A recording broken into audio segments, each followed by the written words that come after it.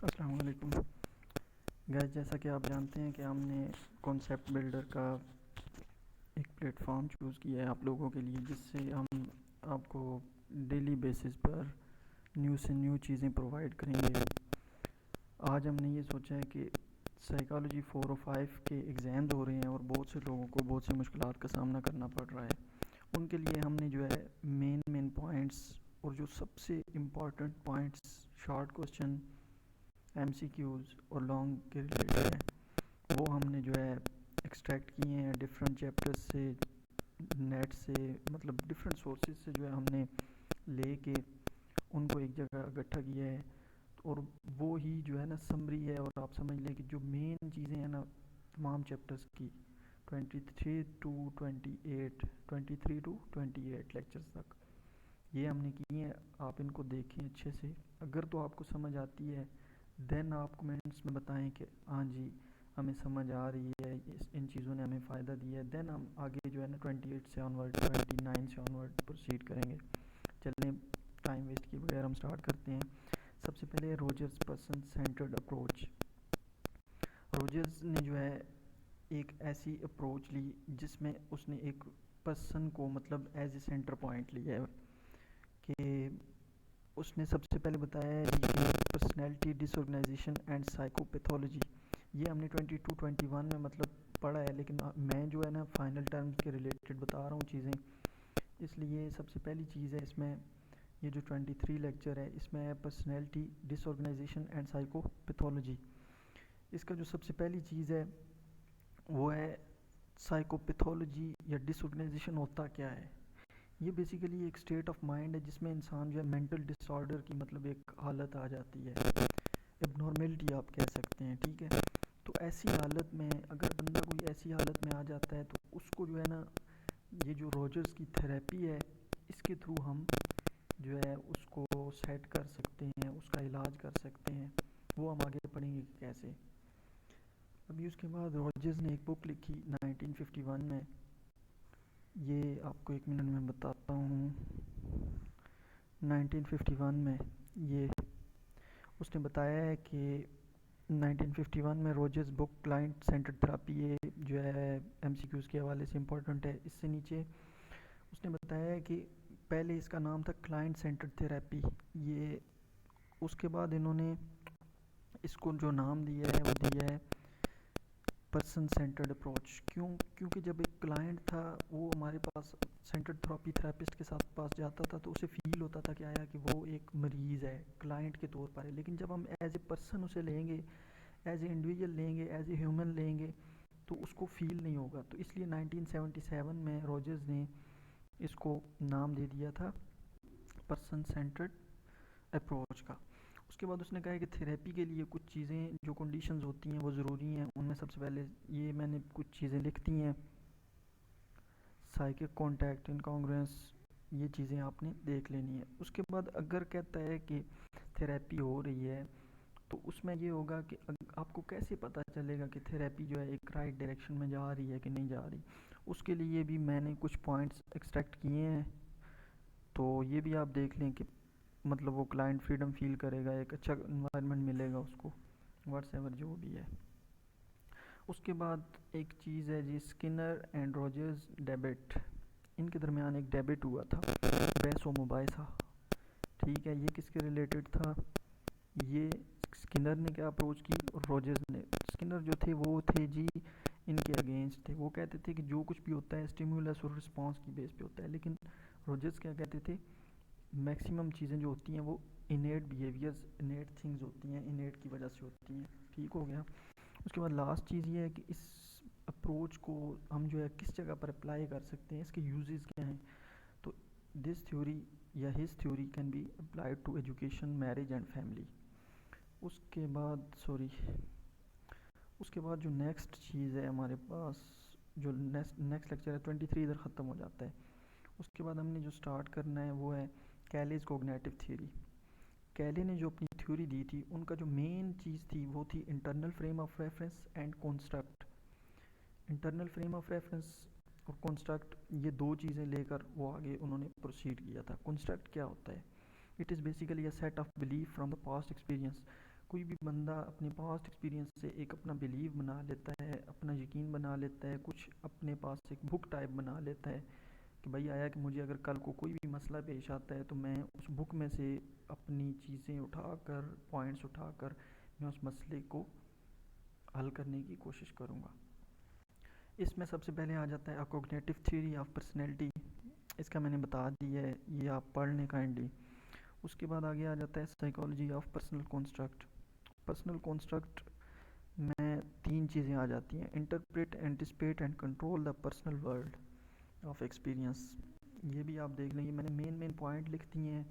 अगर आप कहते हैं तो मैं एक एक को एक्सप्लेन कर दूंगा, आप मुझे कमेंट बॉक्स में बताएं, लेकिन मेरा जो मेन मकसद था वो मेन पॉइंट्स आपको दे देना था। अभी आपने ये रीड करने हैं, ठीक है। उसके बाद आगे है जी cornerstone of cognitive theory. हर जो थ्योरी होती है उसके कुछ कॉर्नर स्टोन होते हैं, मेन इंग्रेडिएंट्स कह लें, एलिमेंट्स कह लें, वो होते हैं, ठीक है।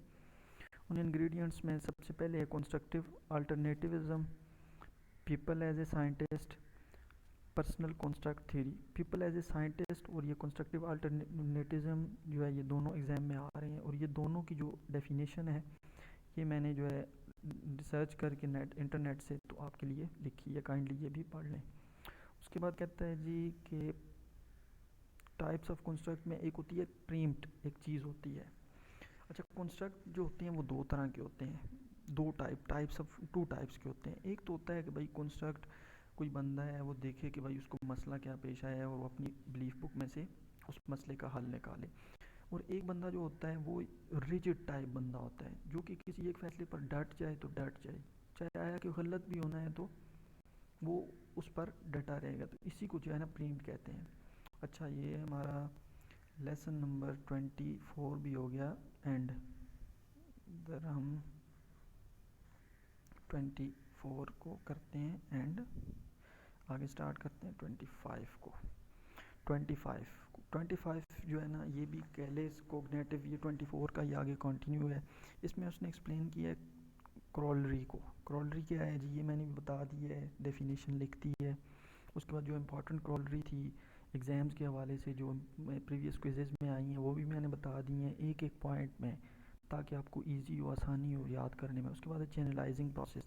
Channelising process, each personality theorist seem to have a language of his और her own describing human behaviour कैलेज। अच्छा, चैनलाइजिंग प्रोसेस बेसिकली ये होता है कि जो कोई चीज़, जो कोई इवेंट एक स्टेप्स वाइज चलता है, मतलब एक स्टेप में चलता है, उसको चैनलाइजिंग प्रोसेस कहते हैं, ठीक है। अच्छा, उसके बाद जो मेन इम्पॉर्टेंट चीज़ है वो है CPC साइकिल, सर्कमस्पेक्शन, प्रीम्पशन, कंट्रोल। ये बेसिकली एक सिक्वेंशियल प्रोग्रेशन है जो कि लीड करती है किसी भी पर्सनैलिटी की बेटरमेंट की तरफ लीड करती है, ठीक है। अगर आप चाहते हैं कि बेटरमेंट की तरफ लीड हो तो आप जो है ना CPC साइकिल को फॉलो कर सकते हैं। CPC साइकिल के 2 जो है ना फेज़ हैं। First phase is circumspection, second phase is preemption. Circumspection is a stage in which we consider issues propositionally from a variety of angles, ठीक है। ये भी आप दोनों देख लें काइंडली। उसके बाद है जी रोल कंस्ट्रक्ट रिपोर्टरी टेस्ट।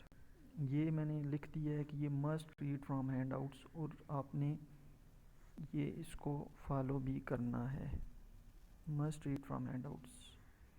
उसके बाद जी इसकी एप्लीकेशन है इमोशनल स्टेट।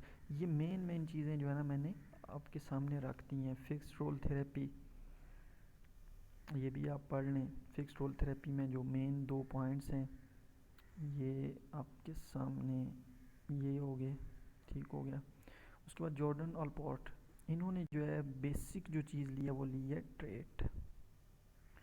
ट्रेट होता क्या है, ट्रेट की डेफिनेशन इंटरनेट से देखकर और इधर उधर से मैंने इसको भी जो है ना आसान अल्फाज में लिख दिया है कि ये एक जो होती है ना किसी भी ऑर्गेनिज्म की स्पेसिफिक कैरेक्टरिस्टिक्स को कहते हैं, जो कि एक पर्सनैलिटी को शो करती है, ट्रेट, ठीक है। ट्रेट्स ऑफ ट्रेट, ये 4 मोस्ट इंपॉर्टेंट ट्रेट हैं, और इनके आगे मैंने आपके लिए ये जो 4 पॉइंट्स थे इम्पॉर्टेंट एक एक स्टेप में मैंने लिख दिए हैं, उसके बाद पर्सनैलिटी थ्योरी शुड भी, जो भी पर्सनैलिटी थ्योरी होती है उसकी बेस जो है इन चीज़ों पर होनी चाहिए। किस पर? ट्रूली एडिक्वेट थ्योरी, ये अल्पोर्ट ने बताया था।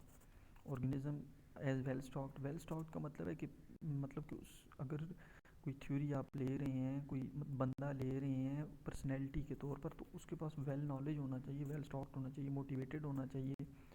ठीक है, ये सारी चीज़ें भी देख लें आप। उसके बाद है Jordan Allport a trait theory of personality.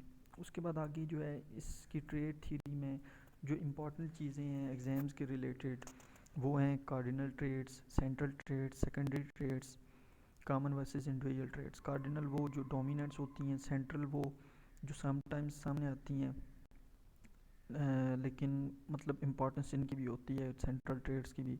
Secondary trades ये बिल्कुल मतलब ऐसी सिचुएशन में आती हैं जब मतलब पबर्टी, मतलब कि जब बंदा जवानी की हालत में, मतलब इस तरह आप कह लें कि एंजाइटी, इम्पेशंस, इस तरह की जो सिचुएशंस होती हैं, जो ट्रेड्स होती हैं, वो सेकेंडरी ट्रेड्स में आती हैं। एक कॉमन वर्सेस इंडिविजुअल ट्रेड्स, ये बहुत ज़्यादा एग्जाम में आ रहा है। कॉमन ट्रेड्स वो होती हैं जो कि आप किसी सोसाइटी से, कम्युनिटी से लेते हैं, सीखते हैं। उसके बाद इंडिविजुअल ट्रेड्स होती हैं, इंडिविजुअल ट्रेड्स जो कि आपके अंदर हों, यूनिक ट्रेड्स हों। ठीक है, उसके बाद अगली चीज़ है प्रोप्रियम। हम पहुँचाए हैं यहाँ पे, ठीक हो गया, प्रोप्रियम अ रियल सेल्फ। ठीक है, इसका भी, ये भी एग्ज़ाम में आया था, ये मैंने आसान अल्फाज में करके आपके लिए लिख दी है। अच्छा जी, उसके बाद एक मोस्ट इम्पॉर्टेंट चीज़ आपको बतानी है, स्टडी ऑफ वैल्यूज़। ये बहुत ही ज़्यादा इम्पॉर्टेंट चीज़ है। इसको मैंने अपने अल्फाज में बड़ा आसान करके आप लोगों के लिए यहाँ से लेकर ये नीचे रिलीजन तक मैंने आपके लिए लिख दिया है विद एग्ज़ाम्पल। आप ये एक बार पढ़ लें, ठीक हो गया। उसके बाद हम चलते हैं जी, व्हाट्स 27 तक हमारा एंड हो गया। अच्छा जी गाइस, वीडियो मेरे ख्याल में बहुत ज़्यादा लंबी हो गई है। अगर अभी आप चाहते हैं कि ये फ़ाइल आपको मिल जाए, आपको करना ये होगा, सॉरी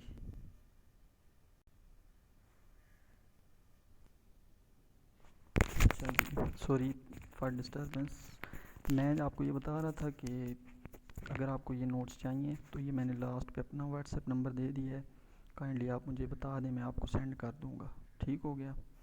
और आप मुझे कमेंट बॉक्स में ये भी बताएं कि अगर आपको इन चैप्टर्स की समझ आई है तो मैं फिर आगे 28 29 मतलब कि आगे भी आपको समझाऊँ। ठीक हो गया। अल्लाह हाफिज़, अपना ख्याल रखिएगा एंड कमेंट बॉक्स में लाजमी बताइएगा।